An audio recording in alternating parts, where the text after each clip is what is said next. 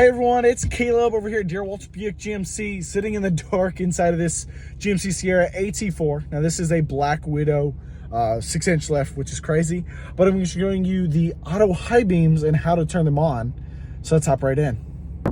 Okay, honestly, it's quite simple, but I'm going to show you while it's at night. So right here, you'll see on your gauge cluster with the A with the high beam. So to turn that on, you're going to move over to your joystick over here on the left. And inside, you just click this button. And now it's off, and then we press it again, and now it's back on. That's your auto high beams. So instead of pulling your joystick or pushing it in to turn it on, it'll automatically do it right there. Now that's gonna tell if there's lights in front of you, depending on the environment. But if you want to have it on, but also, turn the high beams on whenever you want, you absolutely can. And it'll give you that choice.